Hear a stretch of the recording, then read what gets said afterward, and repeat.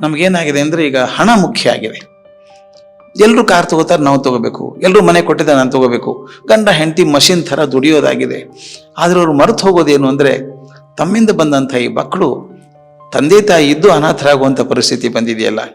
ಎಲ್ಲೋ baby ಸಿಟ್ಟಿಂಗಲ್ಲಿ ಇರಬೇಕು, ಎಲ್ಲೋ ಒಂದು ಕಡೆ ಇರಬೇಕು. ಒಂದು ಮಾತು ನಾವು ಅರ್ಥ ಮಾಡ್ಕೋಬೇಕಾದದ್ದು, ಒಂದು ಮಗು ಆದರೆ ಅದಕ್ಕೆ ಜವಾಬ್ದಾರರು ನೀವು. ಆ ಜವಾಬ್ದಾರಿನ ಎಷ್ಟು ಚೆನ್ನಾಗಿ ನಿಭಾಯಿಸ್ತೀರೋ ಅಷ್ಟು ವೈವಾಹಿಕ ಜೀವನ ಚೆನ್ನಾಗಿರುತ್ತೆ. ಮಕ್ಕಳನ್ನು ಹಾಗೆ ಬೆಳೆಸೋಕ್ಕಾಗಲ್ಲ. ಇನ್ನೊಂದು ಇಂಗ್ಲೀಷಲ್ಲಿ ಒಂದು ಪದ್ಯ ಇದೆ, your child is not your child ಅಂತ. ನಿಮ್ಮ ಮಗು ಅಲ್ಲ, ಭವಿಷ್ಯದ ನಾಯಕ ಅವನು. ನಾಯಕಿ ಆಗ್ತಾಳೆ ಆಕೆ ಪ್ರಪಂಚಕ್ಕೆ. ಅಂಥದ್ದನ್ನು ತಯಾರು ಮಾಡಬೇಕಲ್ಲ ನಾನು. ನನಗೆ 20,000 ಬರ್ತದೆ, 50,000 ಸಂಬಳ ಬರ್ತದೆ ಅಂತ ಹೇಳಿ ಆ ಜೀವ, ಅದು ಮಗು ಅಂದರೆ ಜೀವ, ಅದು ಆ ಜೀವಕ್ಕೆ ಏನೇನು ತುಡಿತಾ ಇದೆ, ಸಾಧನೆ ಮಾಡಬೇಕು ಅಂತ ಮನಸ್ಸಿದೆ. ಅದಕ್ಕೆ ನಾನು ಬೆನ್ನೆಲುಬಾಗಿ ನಿಲ್ಕೊಳ್ಳದೆ ಹೋದರೆ ನಾನು ತಾಯಿಯಾಗಿ ತಂದೆ ಆಗಲಿ ನನ್ನ ಕರ್ತವ್ಯದಲ್ಲಿ ಸೋತಿದ್ದೀನಿ ಅಂತ ಅರ್ಥ. ನಾನು ಎಷ್ಟೇ ಕೆಲಸ ಮಾಡ್ತಿರ್ಬೋದು, ಆ ಮಗುಗೋಸ್ಕರ ಟೈಮ್ ಕೊಡಬೇಕು. ನಾನು ಮಗುನ ಹುಟ್ಟಿಸಿದ್ದು ನೀವು, ಆ ಜವಾಬ್ದಾರಿ ಬೇಡವಾ ನಿಮಗೆ? ಆ ಜವಾಬ್ದಾರಿಯನ್ನು ಬೆಳೆಸಬೇಕಾಗತ್ತೆ. ಅದಕ್ಕೋಸ್ಕರ 1-2 ವರ್ಷ ತಗೊಳ್ಳಿ. ನಾನು ಹೇಳ್ತೀನಿ, ಮೊದಲಿನ 10 ವರ್ಷ ಬಹಳ ಮುಖ್ಯ, 5 ವರ್ಷ ತುಂಬ ಮುಖ್ಯ. ಮುಂದಿನ 10 ವರ್ಷ ಇದೆಯಲ್ಲ, 10 ವರ್ಷ ನೀವು ಮಕ್ಕಳನ್ನು ಸರಿಯಾಗಿ ನೋಡಿಕೊಂಡ್ರೆ ಮುಂದೆ ತಲೆ ಕೆಡಿಸ್ಕೋಬೇಡಿ. ಆಮೇಲೆ ಬದುಕ್ತಾರೆ ಹುಡುಗರೆಲ್ಲ. ಆ ತಂದೆ ತಾಯಿ ಅಂತಃಕರಣ ಕೊಡಬೇಕು. ಪ್ರಪಂಚದ ಯಾವುದೇ ವಿಶ್ವವಿದ್ಯಾಲಯ ಆಗಲಿ ಅಪ್ಪ ಅಮ್ಮ ಕೊಡದೇ ಇರೋದನ್ನು ಕೊಡೋಕ್ಕೆ ಸಾಧ್ಯ ಇಲ್ಲ. ಈಗ ಏನಾಗಿದೆ ಗೊತ್ತಾ, ಮೊಬೈಲ್ ಬಂದದ್ದು, ನಾವು ಸಣ್ಣವ್ರದಾಗ ಹಾಡು ಕೇಳ್ತಿದ್ವಿ, ನನ್ನೆ ಮುನ್ನೆ ಬಚ್ಚೆ ತೇರಿ ಮುಟ್ಟೆ ಮೇ ಕ್ಯಾ ಹೇ ಅಂತ. ಈಗ ಇಡೀ ಜಗತ್ತೇ ನನ್ನ ಕೈಯಲ್ಲಿ ಬಂದುಬಿಟ್ಟಿದೆ. ಮೊಬೈಲ್ ಒಂದಿದ್ರೆ ಸಾಕು, ಇನ್ನೇನೂ ಬೇಕಿಲ್ಲ ಅನ್ನೋಷ್ಟರ ಮಟ್ಟಿಗೆ ಬಂದಿದೆ. ನಾನು ಮೊನ್ನೆ ಅಮೇರಿಕಾದಲ್ಲಿದ್ದಾಗ ಹುಡುಗ ಹೇಳ್ತಿದ್ದ, I can leave my wife but I can't leave my mobile ಅಂತ. ಅಂದರೆ ಮೊಬೈಲ್ ಬಹಳ ಮುಖ್ಯ ಆಯ್ತು ಆತನಿಗೆ. ಇವೆಲ್ಲ ವಸ್ತುಗಳೇ. ಮತ್ತೆ ನಾನು ಅಲ್ಲಿಗೆ ಬರಬೇಕು. ವಸ್ತು ಬೇರೆ, ಜೀವ ಬೇರೆ. ವಸ್ತುವಿಗೆ ಒಂದು ತಾತ್ಕಾಲಿಕ ಪ್ರಜ್ಞೆ ಇದೆ, ಅಷ್ಟೇ ಹೊತ್ತು ಇರೋದಂಥದ್ದು. ಎಂಥ ಒಳ್ಳೆ ಮೊಬೈಲ್ ತಗೊಳ್ಳಿ ನೀವು, ಒಳ್ಳೆ ಕಾರ್ ತಗೊಳ್ಳಿ, 3 ವರ್ಷ ಆದ್ಮೇಲೆ ಸಾಕು ಅನಿಸ್ಬಿಡುತ್ತೆ, ಚೇಂಜ್ ಮಾಡೋಣ, ಕಾರ್ ಸಾಕು, ಮೊಬೈಲ್ ಚೇಂಜ್ ಮಾಡೋಣ ಅನಿಸುತ್ತೆ. ಅದು ಪ್ರೀತಿ ಹಾಗಲ್ಲ. ಪ್ರೀತಿ ಇದ್ರೆ 80 ವರ್ಷ ಆದರೂ ಸಂಭ್ರಮದಿಂದ ಬದುಕಿದವ್ರನ್ನ ಕಂಡಿದ್ದೇನೆ ನಾನು. ಅಂದರೆ ದಿನ ಕಳೆದ ಹಾಗೆ, ಸಾಮಾನ್ಯ ಹುಣಸೆ ಹಣ್ಣಿನ ಎಕ್ಸಾಂಪಲ್ ಕೊಡ್ತಾರೆ, ಹಳೇದಾದಷ್ಟು ಹುಳಿ ಜಾಸ್ತಿ ಆಗುತ್ತೆ ಅಂತ. ಹಾಗೆ ಪ್ರೀತಿ ಕೂಡ ಹಾಗಾಗಬೇಕು. ವಸ್ತು ಅಂತ ತಿಳ್ಕೊಂಡಾಗ ಅದರ ಆಯುಷ್ಯ ತುಂಬ ಕಮ್ಮಿ, ಅಲ್ಪಾಯುಷ್ಯ. ಅದು ಪ್ರೀತಿ ಅಂದ್ಕೊಂಡಾಗ ದೀರ್ಘಾಯುಷ್ಯ ಆಗ್ತದೆ.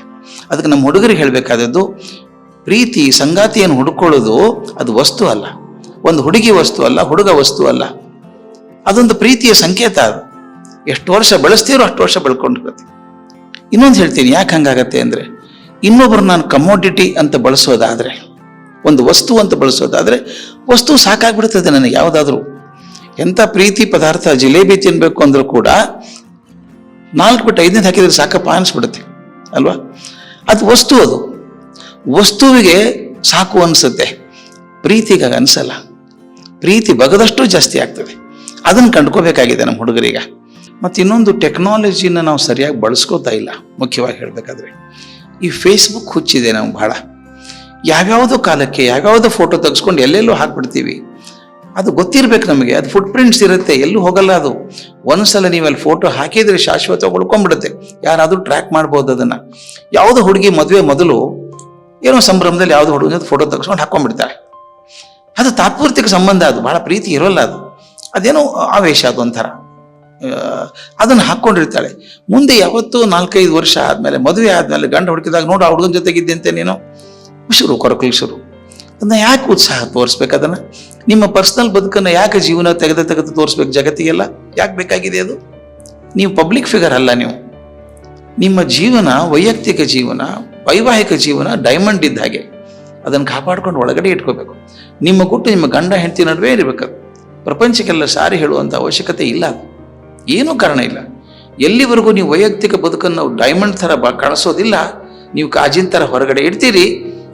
ಇಟ್ಟಾಗ ಏನಾಗುತ್ತೆ ಹೇಳಿ, ಹೊರಗೆ ಕಾಜಿನ ಥರ ಇಟ್ಟಾಗ ಒಡೆದು ಹೋಗುತ್ತೆ ಗ್ಲಾಸ್ ಒಡೆದು ಹೋದಂಗೆ ಡೈಮಂಡ್ ಒಡೆದು ಹೋಗಲ್ಲ ಯಾವತ್ತೂ.